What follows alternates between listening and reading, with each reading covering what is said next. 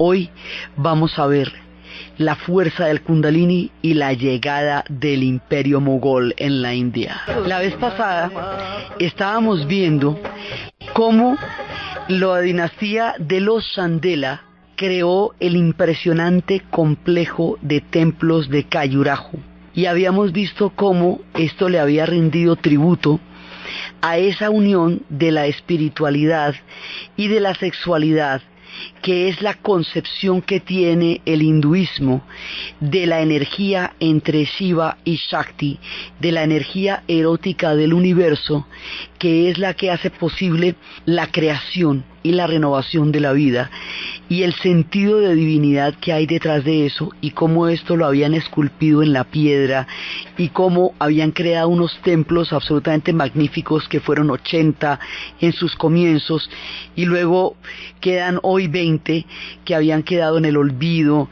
que luego empezaron a aparecer primero en sobredescubrimientos parciales de los ingleses, y luego ya en el siglo XX, ante el asombro de todo esto, empezó a revivir a partir del turismo. Entonces habíamos visto cómo Khajuraho era el único de los pueblos pequeños de la India con 6.000 habitantes, empezando porque allá no hay pueblos pequeños, que tiene aeropuerto por el turismo. Y habíamos estado contemplando el concepto tan totalmente distinto que tienen los hindúes de la sexualidad con respecto al de Occidente, y habíamos visto que en Occidente lo espiritual y lo sexual estaban disociados, divididos, porque se creía que la sexualidad distraía la fuerza espiritual, y por eso se consagró el celibato, y por eso hubo tanta persecución hacia la sexualidad en términos de pecado, en términos de tentaciones, en términos de todo este tipo de sugerencias de ser algo que distrae la elevación espiritual. Y como en la India es todo lo contrario, la elevación espiritual está profundamente unida con la sexualidad. Ahí hay un concepto que es fundamental, que se llama el Kundalini, que es la manifestación de la energía erótica en los seres humanos. Digamos, partimos de una base. En el hinduismo todos participamos de la divinidad. Todos tenemos una manifestación de los dioses en nosotros, y por eso su saludo es: saludo a la divinidad que hay en ti, Namaste. Esa divinidad se expresa en todas las diferentes formas en que el ser humano se encuentra, y allí una de las manifestaciones de esa divinidad es la energía psicosexual. La energía psicosexual es la que se llama el Kundalini, y el Kundalini ellos lo representan, esto es una figura energética, y tiene que ver con la manera como se están dando los chakras, y ahí se nos unen varios conceptos. Primero, en el hinduismo se habla de un cuerpo energético, de un cuerpo emocional, de un cuerpo espiritual, de un cuerpo físico. El cuerpo físico es el que nosotros vemos, la mera envoltura que llaman. El cuerpo emocional es el que está compuesto por todos los sentimientos. El cuerpo espiritual es el que se encamina hacia la energía cósmica. Y el cuerpo energético es de lo que estamos hechos, porque de acuerdo con el hinduismo, todos somos energía. Eso también opinan los chinos. Y a esa energía los chinos le dicen chi en la medicina tradicional china. La cosa que, digamos, el elemento que va a unir a todos estos cuerpos son los chakras. Sí, ya hemos hablado cómo los chakras van empezando por el chakra más básico, que es el que queda en la parte, digamos, más hacia el lado de la vagina, en el caso de las mujeres, hacia los genitales. El otro queda un poco más arriba, hacia el útero. El otro queda en el estómago, que es el del palacio de las emociones. El otro queda en el pecho, hacia la altura del corazón. El otro queda en la garganta, y el otro queda en la cabeza, que es el de la iluminación. Los chakras son puntos energéticos. Esos puntos energéticos unen todas las diferentes campos o estructuras de las que están compuestos los seres humanos de acuerdo con el hinduismo. Entre esos puntos energéticos hay una energía vital que se llama el Kundalini, y esa es una energía psicosexual, y ellos la representan como una pequeña serpiente enrollada, que cuando está totalmente enrollada en la parte de abajo, en los primeros 2 chakras, es porque está en estado latente, está dormida. pero mediante técnicas y mediante toda una espiritualidad, esa serpiente se va desenrollando, y a medida que se va desenrollando y se va estirando, buscando trascender de cada uno de los chakras hasta llegar al chakra de la cabeza de la iluminación, a medida que eso va pasando, la energía erótica va fluyendo y va entrando en consonancia y en armonía con todos los chakras. Y eso le pasa a una persona y le pasa a la otra, es decir, pasa en pareja. Cuando eso pasa en pareja, y a través de toda una técnica de intercambio de energías y de estimulación, se produce este fluido que permite a través de los chakras elevarse espiritualmente. Esa es la fuerza del Tantra, del que se trata el erotismo del hinduismo. Sí, o sea, el elemento con el cual se puede hacer todo eso es el Kundalini, porque esto básicamente es un acto energético. Entonces, cuando dos personas entran en una armonía energética a través de toda una comunicación física, espiritual, emocional, en todos los sentidos de los cuerpos, armonizan sus chakras. Y después de todo esto es cuando hacen todas las posiciones del Kama Sutra para entrar en toda la estimulación cósmica. Entonces todo esto se va uniendo, ¿sí? Es el Tantra, que es el yoga del sexo, que es a través del cual se llega a la unión espiritual. Es el Kundalini, que es la energía que se va a mover para que pueda hacer esa vuelta. Y por el otro lado es el Kama Sutra, que genera las posiciones que en un estado ya bastante cercano de intercambio de energías hace posible el encuentro. Y todo este conjunto de mezclas de técnicas, comunicación, espiritualidad, es lo que constituye el concepto de la sexualidad en el hinduismo.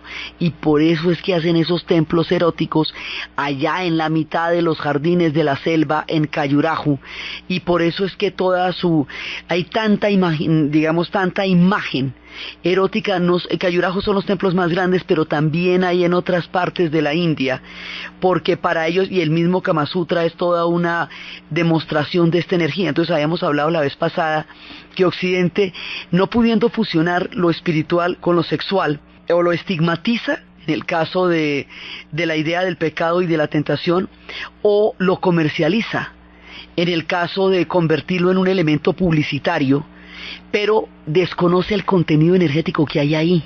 Y al desconocer el contenido energético y el contenido emocional y la fuerza de la Kundalini, del Kundalini, que es el que se va estirando, literalmente es una serpiente que se va estirando, y a medida que se va estirando va trascendiendo los primeros chakras, que son los básicos de la supervivencia y de la alimentación, para llegar a los chakras de las emociones, del corazón, y luego poder llegar a los chakras de la voz, poderlo verbalizar, y luego llegar a los de la iluminación. Es un todo. Digamos, en el hinduismo estas cosas no están separadas y no se pueden hacer por aparte, y se hacen con fines de unión espiritual.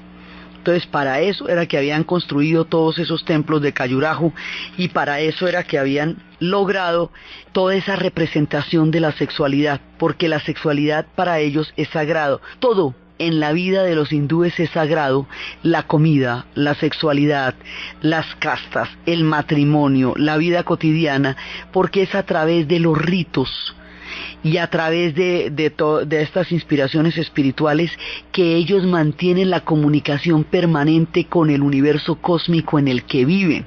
Ellos viven en una esfera cósmica y sagrada. Es allí donde habita su psiquis, sus emociones y su energía.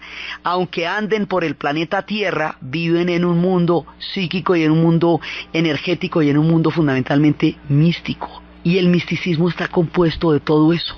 Entonces está compuesto tanto de una evolución en el sentido espiritual y cósmico a través de la sexualidad, como también habíamos hablado la vez pasada, que era el ascetismo en el caso de los jainas, donde precisamente la renuncia a todas las pasiones los llevaba a ellos a un estado de exaltación espiritual que les permitía una trascendencia. Entonces, que una cosa vale y la otra también, y que al lado de los templos de Khajuraho, con todas sus estatuas de energía erótica, estaban los templos jainas, que no podían tener representaciones eróticas y que les habían dado billete para remodelarlos, y los otros les ha permitido que hicieran los de ellos al lado.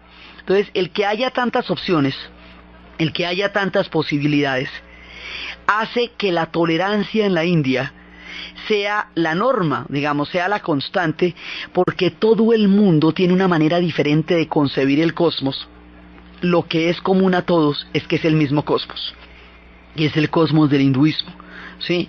Entonces, el hinduismo, al haber entrado en sincretismo con tantas civilizaciones y con tantos pueblos, se ha ido anchando, y ha hecho posible la existencia de muchísimas formas de entender la trascendencia, la divinidad y la presencia de lo sagrado.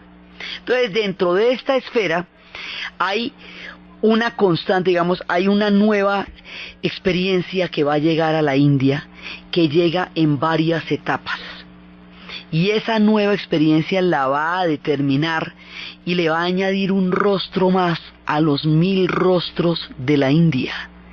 Esa nueva experiencia, esa nueva variante histórica que va a llegar a sumarse a los 1000 rostros de la India, pero que va a tener un rostro inconfundible y que va a ser el precursor de uno de sus momentos de mayor florecimiento. Esa fuerza la habíamos visto venir en el programa pasado, ya al final, y aquí viene para quedarse el Islam. Esto empieza poco a poco. Habíamos hablado en el programa pasado de una cantidad de fortalezas que se construyeron en Orcha, a unos kilómetros de Khajuraho, para proteger estos templos de la llegada del Islam, porque el Islam, al no tolerar las imágenes, podría, y menos aún las imágenes eróticas explícitas, porque es que ahí hay una serie de diferencias fundamentales. El Islam es una religión monoteísta, es una religión que no cree en las imágenes y que las considera profanación, y va a llegar a un mundo politeísta, donde todos los dioses están vivos y tienen un nivel de culto pues poderosísimo, porque son el espacio en el que habita su pueblo, por un lado, y por el otro lado, donde las imágenes son todo el tiempo, las imágenes de Shiva, las imágenes de cada uno de ellos, de Brahma, las imágenes de Vishnu, sus avatares, Rama, Krishna, cada uno de ellos, Lakshmi, la diosa de la fortuna, todas las figuras femeninas en el panteón del erotismo, todas las historias de ellos, Ganesha. Toda la India está llena de imágenes. Sus templos están completamente llenos de imágenes. Los de Khajuraho tienen miles y miles y miles de figuras tatuadas en todas estas posiciones eróticas, y los jainas tienen el mismo número de figuras tatuadas en posiciones de oración y meditación, y unos tienen danzas y vidas cortesanas y todo. Entonces, un mundo saturado de imágenes, gigantesco, antiguo. Se va a encontrar con civilizaciones que vienen de otras historias completamente diferentes. ¿De dónde van a venir?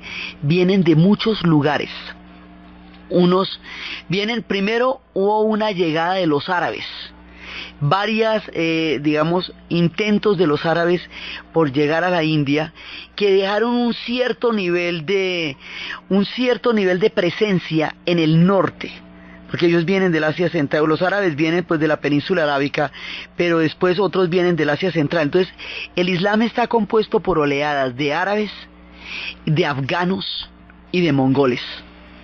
Ellos los llaman turcos o afganos, y van a ser después los mongoles. O sea que les viene por diferentes fuentes y por diferentes variables y en diferentes épocas, pero van a quedar en la historia durante una sola, la de los mongoles, porque ese va a ser uno de los grandes esplendores de la India, la extraña combinación de estas dos formas de pensamiento religioso tan supremamente distinta. Entonces, por un lado vienen los árabes, que han huido, pues desde el momento en que Mahoma ha huido de la Meca a Medina. Entonces acuérdese que hay un primer centro en el Islam que es en Arabia, que es la tierra sagrada de la Meca Medina, que es el original. Después de la muerte de Mahoma, la dinastía de los Omeyas se va a tomar. Damasco va a ser el centro de los Omeyas. Después de que los Omeyas van a ser borrados por los abasides, estos abasides son los que van a llegar hasta Bagdad, ¿sí? Y empiezan a desarrollar todo un imperio, y ahí se habla en la llegada de Mahmud de Ghazni, porque ellos después van a llegar a Kabul. Kabul va a ser el centro desde donde van a entrar todas las oleadas del Islam. Porque Kabul, capital de Afganistán, habíamos hablado la vez pasada que Kabul era una gran ciudad y era un centro impresionante de civilizaciones, y que por ahí pasaron las rutas de la seda y las rutas de los budas, y por ahí pasaron los pueblos del Islam, y por ahí pasó todo el mundo, y que eso no ha sido siempre ese yerma tierra de tristeza que hoy se ve sumida en las guerras, sino que tiene un pasado glorioso. Y Pakistán, que es el otro límite, eso es la India en nuestro relato. Hasta que no se parta, eso es la India, y participa con ella de su esplendoroso pasado y de los reinos de Mohenjo-Daro y Harappa. Así que juzgar a los pueblos por el actual estado es una manera muy precaria que no nos deja verlos en toda su grandeza y en toda su presencia civilizadora y en todo su pasado.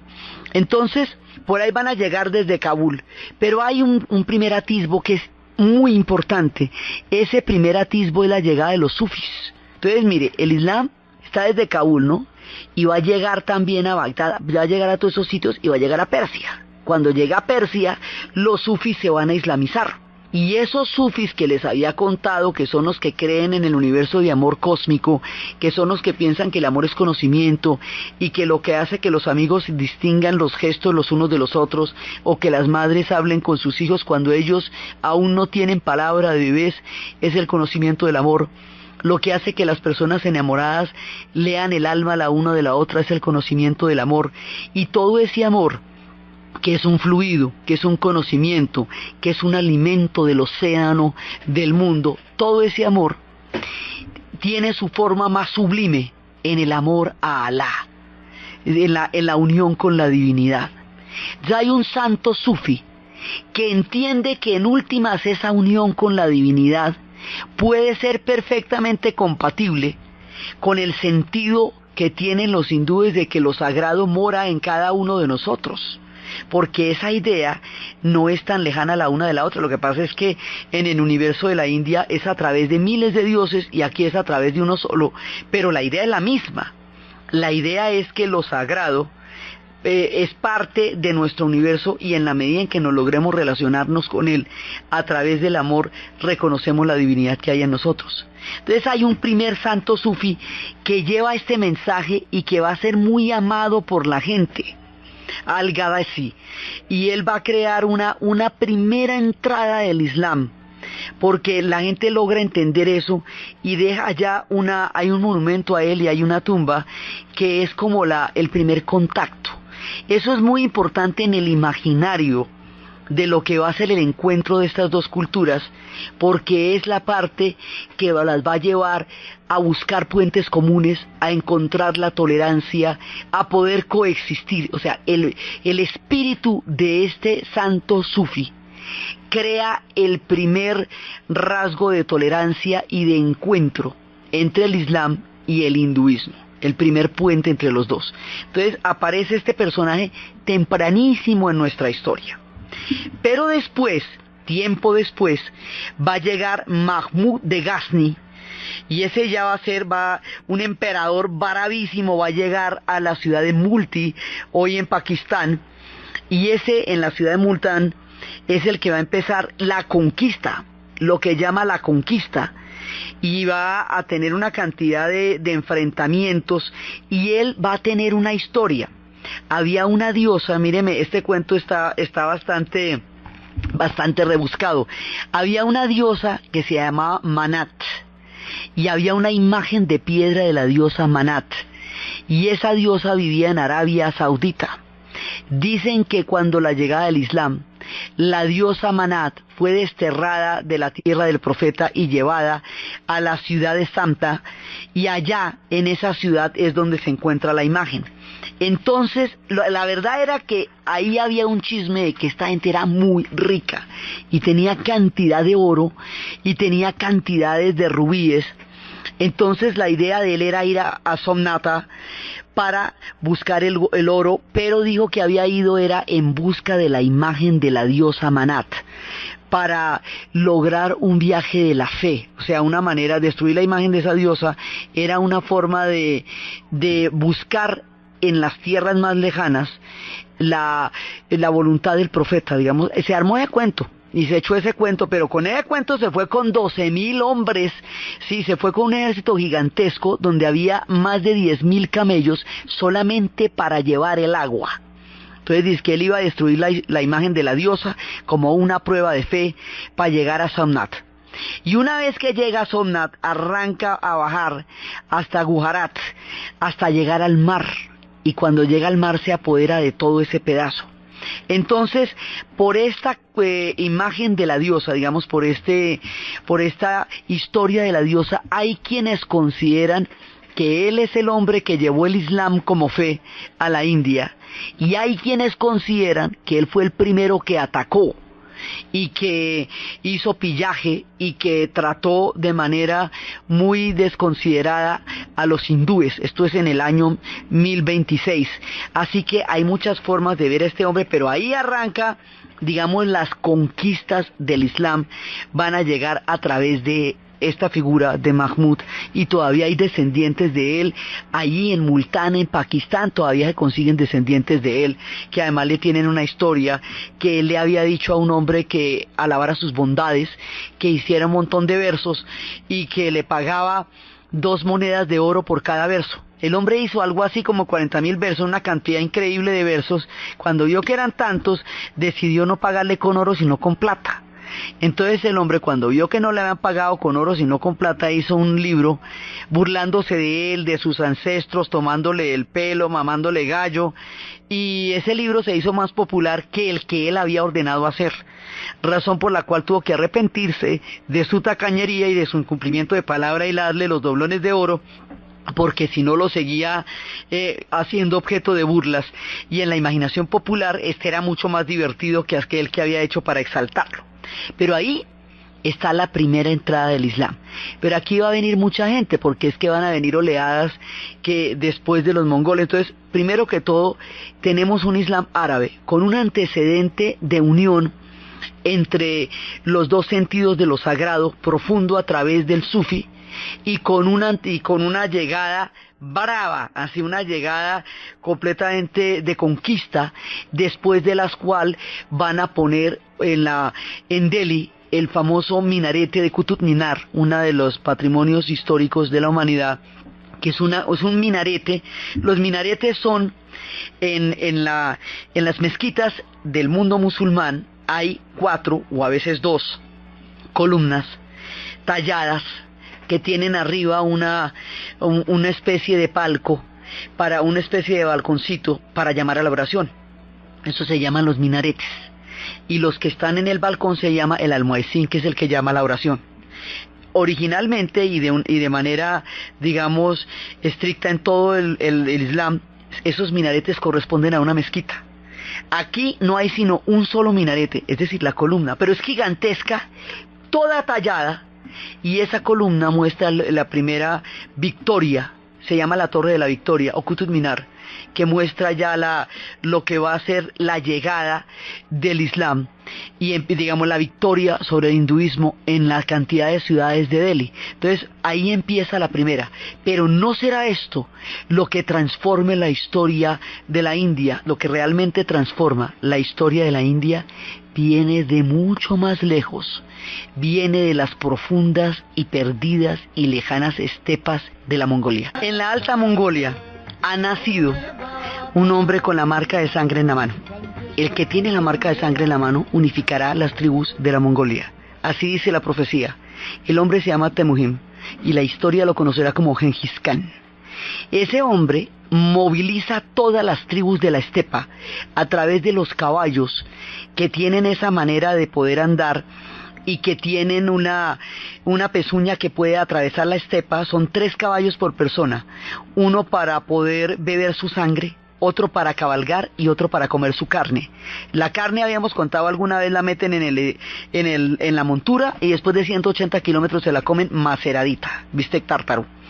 Estos mongoles van a atravesar toda la estepa del Asia hasta Hungría, ¿sí? Y van a cambiar el curso de la tierra, ¿sí? Y sobre todo la historia del Asia. Estos mongoles, en diferentes oleadas, van a asolar pueblos que habían desarrollado niveles de civilización gigantesca a través del uso del estribo.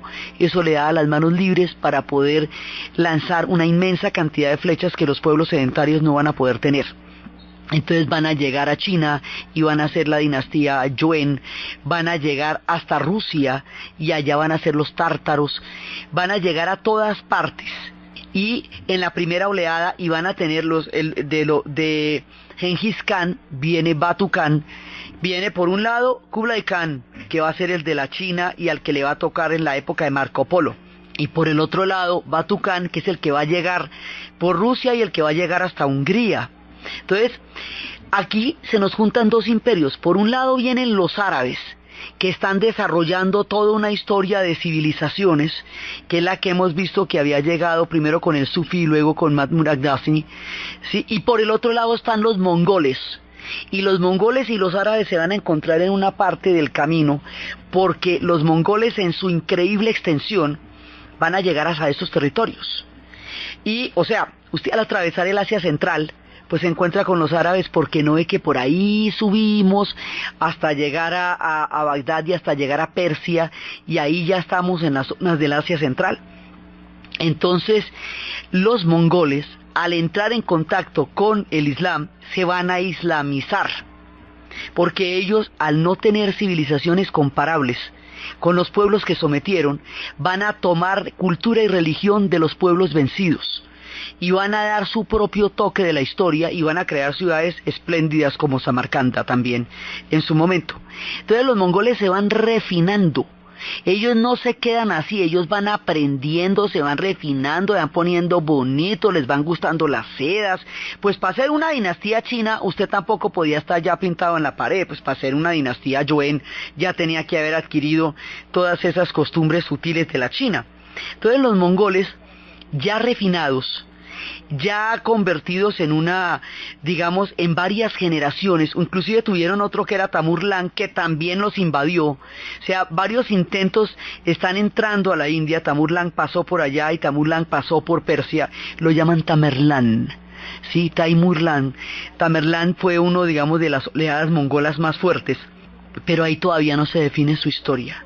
Ahí hay asentamientos, pedazos, enclaves que quedaron en la tierra de los Rajás, en el Rayastán, en esas tierras donde los reyes han estado durante milenios, en esas grandes tierras de donde son originarios los gitanos. Pues sí, aquí se encuentran un montón de pueblos. Los gitanos, como nosotros los conocemos, son del norte de la India. Luego van a pasar a Egipto y los van a llamar egiptanos, luego van a pasar a Hungría y los van a llamar cíngaros, a Rumania los van a llamar romanis, a Flandes y los van a llamar flamencos, hasta que lleguen a España, donde van a ser Calais. Esos vienen del norte de la India y muchos pueblos se están encontrando en esa zona. Seguramente ustedes reconocerán en estos cantos gitanos, que con instrumentos más occidentales y con violines se llevan este canto de libertad y a la vez lamento. En el Rayastán, que es por donde van a llegar, porque vienen desde Kabul, entonces van a atravesar todo lo que es Pakistán y van a llegar al Rayastán. En el Rayastán hay un montón de rajás, y hay hombres muy importantes como Mervar, y hay grandes reinos de Udaipur, de Jodhpur, de Jaipur, de Jaisalmer, que ya es la zona del desierto donde se encuentra el gran desierto del Thar, donde están los camellos. Rajasthan es un reino impresionante, donde ellos van a llegar, un reino muy antiguo y un reino profundamente hinduista, y por allá es por donde vierten los caudales de la historia, estos ríos que salen del mundo de los árabes y del mundo de los mongoles, y que por ahí van a entrar en contacto con el mundo de los rajás. Allí donde hay reyes, allí donde hay nómadas, es donde existe la mayor cantidad de nómadas, porque están los gitanos, están los encantadores de serpientes, están las bailarinas calvelias, están los músicos ambulantes, los domadores de circos y los que trabajan con los monos. Hay una cantidad de gente nómada, hay una cantidad de reyes y hay asentamientos del mundo musulmán en ese complejo mundo del Rayastán, y allá es donde se van a dar las batallas fundamentales. Entonces, antes de la llegada de los mongoles, vamos a distinguir una vez más: mongol es el imperio de Gengis Khan a lo largo de los 4 siglos en que dominaron el mundo, 3 siglos en que dominaron el mundo. Mughal es la palabra que los persas tienen para designar a los mongoles en la India. El imperio mongol son los mongoles de la India, así como los tártaros son los mongoles en Rusia, y así como la dinastía Yuen son los mongoles en China, pues los mongoles en India se llaman mugoles, pero son los mismos.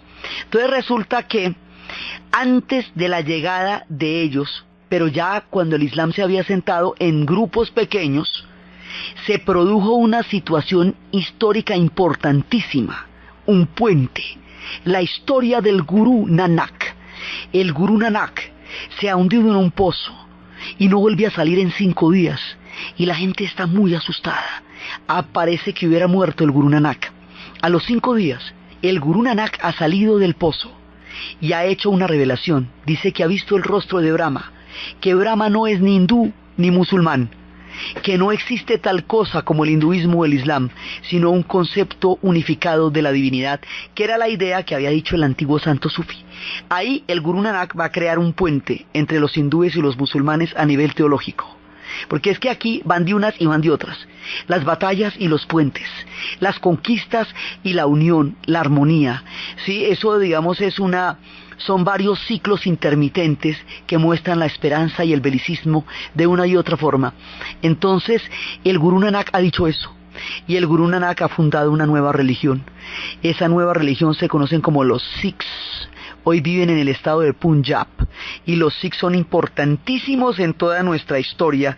Los Sikhs tienen las 5 Ks, tienen la K cada uno de los elementos que tienen los Sikhs. Eso tiene una letra K: el cabello que nunca se van a cortar con la barba, el turbante que se hacen, el peine que tienen para peinarse ese cabello, la pulsera de acero y la daga para defender su orgullo y su fe. Entonces, cuando el Gurú Nanak va a morir, ¿cómo lo van a enterrar si ha unido 2 religiones? ¿Será que lo creman para que su alma reencarne y se desmaterialice y luego se vuelva a encontrar en un ser concebido? ¿Será que lo ponen en una gasa para meterlo en la tierra, para que la tierra absorba lo que la tierra trajo?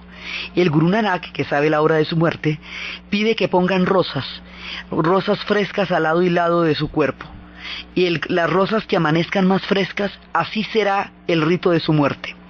En la mañana siguiente, expectantes todos de cómo va a suceder esto, se encuentran con que el Gurú Nanak ha desaparecido y que las rosas están tan vibrantes, tan frescas y tan bañadas por el rocío sutil de la mañana, en un lado como en el otro de donde estaba su cuerpo. Valen los dos, el Islam y el hinduismo, ha dicho el Gurú Nanak. Entonces ahí ya tenemos un antecedente, el santo sufí y el Gurú Nanak, que nos ha fundado la religión de los Sikhs. Y después van a llegar ya los que van a determinar el curso de la historia. En una batalla colosal, con muchos elefantes y todo, va a llegar el hombre que se llama Babur. Y Babur es el primero, es príncipe del Asia Central, es el descendiente de Tamerlán, es un estratega militar. Él fue el que dirigió toda la incursión a la India, él fue el que venció a Lodi en la batalla de Panipat. Lodi también es islámico, o sea, ahí hay otro asentamiento islámico, y es contra esos que se enfrenta para poder entrar a la India, y desde ahí empieza ya la incursión de la llegada de los mugols. Entonces este hombre va a crear un reino, y ese reino va a seguir cuando Humayun, el hijo de Babur, va a ser destronado por un jefe afgano. Pero de todas maneras, Humayun va a recuperar el trono, y de Humayun va a ser hijo el hombre más grande de todo nuestro relato de hoy, Akbar. Estamos hablando de 1555, cuando su hijo va a recuperar el trono. Humayun, la tumba de Humayun es otro de los patrimonios históricos de la humanidad que quedan en Delhi, donde hay un montón. Entonces empieza a formarse un mundo que tiene su centro en Delhi y que va a tener una parte importantísima en Agra. Y va llegando el mundo de los mugols. Cuando los mugols ven la India, eso ya los árabes lo sabían, pero cuando los mugols la ven dicen, esto no se va a poder islamizar, está difícil, porque esta gente sí es muy distinta y muy diversa. Aquí nos va a tocar es negociar, ¿sabe? Sí, yo creo que esa va a ser la negociación. Y van empezando a entrar en contacto con cada uno de estos rajás, y van a hacerlo de una manera tal en la cual encuentren algo que existía en los antecedentes del santo sufí y del mensaje del Gurú Nanak, una síntesis entre el Islam y el hinduismo que haga posible la coexistencia de estas dos religiones tan distintas y que se ve fundamentalmente en la arquitectura. Una síntesis de imágenes de pavos reales, de imágenes maravillosas y de la impresionante simetría del Islam. El Islam tiene un concepto de la totalidad que hace que integre el paisaje, el agua, los jardines, la filigrana, el mármol, los tapetes, los techos de las mezquitas, las figuras de los tapetes que vienen de Persia y que vienen del Asia Central. Esos tapetes tienen los techos de las mezquitas, esos tapetes tienen las figuras de Isfahán, esos tapetes tienen las mezquitas de Samarcanda.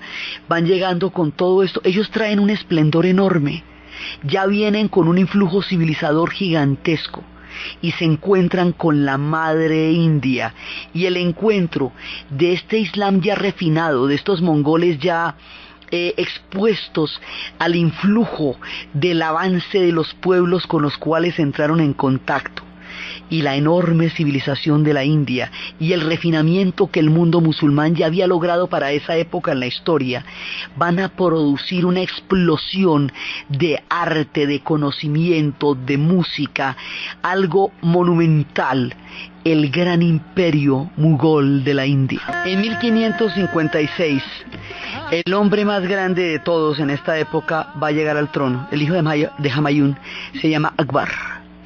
Akbar ha estado en un pequeño reino en Jodhpur, y de ese reino de Jodhpur ha logrado llegar al poder, convertirse en un gran sultán, pues en uno de los grandes emperadores de ellos. Y el hombre es un hombre universal. Él no tiene ninguna preconcepción en la cabeza. Él considera que todo es válido. Hace unas increíble cantidad de cruces de ideas que de otra manera no se hubieran podido concebir. Es hijo de una estirpe grande. Ya Babur, cuando llegó a Delhi, en lugar de destruirla como había pasado con Mahmud cuando había entrado allá, lo que hace Babur es rendir homenaje a la tumba del santo Sufi, como una manera de decir que ellos vienen en un son de encuentro con el mundo del hinduismo, porque es que ahí son, los dos mundos se van a encontrar ahí. Entonces él, al entender el hinduismo, él siente una fascinación increíble por los sufis. Él fue una vez a una gran fiesta de baños sagrados en el sitio donde se unen el Ganges y el Yamuna, y en esa fiesta maravillosa es cuando él se va a dar cuenta que este pueblo es vibrante, que este pueblo es fantástico, y va a querer pertenecer también al hinduismo. Allí en esa fiesta donde se encuentran los dos ríos, y él ve un montón de gente bañándose en la purificación y en el espíritu, y a él le llama la atención todo, y él es de los mugoles del Islam. Entonces lo que él va a hacer es compatibilizar el mundo del Islam con el mundo del hinduismo, a través de la armonía del concepto de lo sagrado que mora en ambos. Y para eso se va a casar con una princesa cristiana de los reinos portugueses de Goa y de Madras, que habíamos dejado en el camino de la ruta de las especias. Se casa con una princesa hindú, con una princesa musulmana, y pone los tres símbolos. El símbolo de la esvástica, que es el símbolo del hinduismo, es un símbolo colorido, el sol en movimiento, las fuerzas cósmicas, no tiene nada que ver con la esvástica, que fue tomada como un hurto terrible y fue puesta de negro para simbolizar el horror. La esvástica del Rayastán es una esvástica de las fuerzas de la energía cósmica que mueven los soles y que es de un colorido hermoso y que significa el hinduismo en Rayastán. Esa esvástica que ellos hacen en arroz, que ellos cubren de colores, esa, más la cruz, más la estrella que en ese momento significaba el Islam, son el sello de la unión de todas las religiones, que está en todos los monumentos y en todos los lugares que Akbar construyó. Él va a crear una capital magnífica, una capital espléndida, en una piedra roja, que se llama Fatehpur Sikri, que tiene audiencias públicas, audiencias privadas, grandes jardines, cuartos para cada una de estas hermosas mujeres con las cuales él se desposó. Tiene triquis, o sea, juegos esculpidos en la roca para las largas veladas, donde jugaban en las rocas, donde las mujeres danzaban con todos sus candelabros, danzas hermosas a lo largo de la noche para entretenerlos a ellos, donde los ríos ellos tuvieron muchísimo la construcción de fuentes de agua perfumadas, cascadas de agua que con olor a jazmín refrescaban el fuerte calor de la India, del desierto del Thar, y de esa manera daban un sentido de alivio a todos esos calores. Ellos tenían una manera de manejar el sonido que hace que se pueda llamar a la oración antes de que existiera la electricidad. Las llamadas a la oración se hacían por el puro efecto de eco que estas construcciones tienen, estos palacios, estas fuentes, esta increíble magnificencia, este testimonio de lo que se llama un lujo oriental, estas cosas que describía Rubén Darío, estas leyendas, estos ensueños, eran lo que pasaba en ese mundo mogol, en ese mundo entre los hindúes y los islámicos, en los mogoles en el Rayastán. Entonces Akbar, intrigado por la fuerza de las religiones, empezó a hacer seminarios donde invitaba a judíos, cristianos, musulmanes, budistas, hindúes, jainas, invitaba a todos para que hicieran interminables debates acerca del concepto de lo sagrado, para llegar una vez y otra vez a la conclusión de que lo sagrado en esencia era lo mismo para todas las religiones y que el sentido de lo cósmico y de lo profundo moraba en todos los hombres y en todas las mujeres que se acercaban a un sentido profundo de la espiritualidad, y va creando un renacimiento, una especie de gran renacimiento, una reforma impresionante. Le quita la carga de impuestos a los que no pertenecían al Islam, entra en contacto con el hinduismo, llega con ellos a unos acuerdos de respeto y de mutua cooperación y de mutua entrega, y va a crear uno de los periodos más magníficos.